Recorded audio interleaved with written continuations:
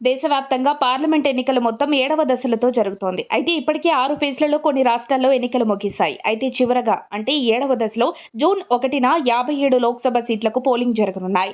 దీంతో దేశవ్యాప్తంగా 542 ఎంపీ సీట్లకు ఎన్నికల ప్రక్రియ ముగిస్తోంది. ఈ ఎన్నికల్లో ప్రధాని మోదీ ప్రాతినిధ్యం వహిస్తున్న వారణాసి లోక్సభ స్థానం కూడా ఉంది. ఇందులో గుజరాత్ రాష్ట్రంలోని సూరత్ స్థానం ఏకగ్రీవం కావడంతో 542 స్థానాలకు ఎన్నికల కమిషన్ జూన్ 4న కౌంటింగ్ నిర్వహించనుంది. అదే రోజు ఫలితాలు విడుదలవుతాయి. అయితే ఉత్తరాది రాష్ట్రాలలో బీజేపీకి ఎదురీత తప్పదనే ప్రచారం జరుగుతోంది. పెద్ద రాష్ట్రాలైన యూపీలోని 80 స్థానాలు, మహారాష్ట్రలోని 48 స్థానాలు, వెస్ట్ బెంగాల్ 42 స్థానాలు, బీహార్ 40 స్థానాలు బీజేపీకి గతంలో బలంగా ఉన్నాయి. అయితే ఈసారి మాత్రం అక్కడ పూర్తిగా ప్రతికూలంగానే ఉంది. మహారాష్ట్రలో శివసేనకు చేసిన ద్రోహం, కీలకమైన 210 స్థానాల్లో బీజేపీని హీనపక్షానికి దిగజార్చబోతున్నాయి.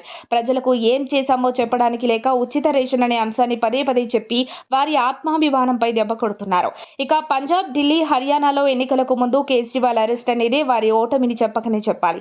ఏపీ, కేరళ, తమిళనాడు, కర్ణాటక, తెలంగాణలోని దాదాపు 130 స్థానాల్లో బీజేపీకి కనీస ఆశలు లేవు. ఈశాన్య రాష్ట్రాల్లో సైతం మణిపూర్లో రగిల్చిన కార్చిచ్చు బీజేపీనే దహించబోతోంది. ప్రాంతాల వారీగా ఇంత స్పష్టంగా ఎన్డీఏ బలహీనతను చూపిస్తుంటే బీజేపీ మేకపోతు గాంభీర్యం ప్రదర్శిస్తోంది.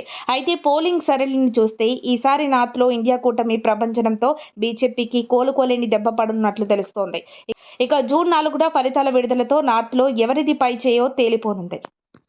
మరిన్ని అప్డేట్స్ కోసం మా కాయ్ టీవీని సబ్స్క్రైబ్ చేసుకోండి. మా వీడియో కనుక మీకు నచ్చినట్లయితే లైక్ చేయండి, షేర్ చేయండి. మీ విలువైన అభిప్రాయాలను కామెంట్ బాక్స్లో తెలియజేయండి.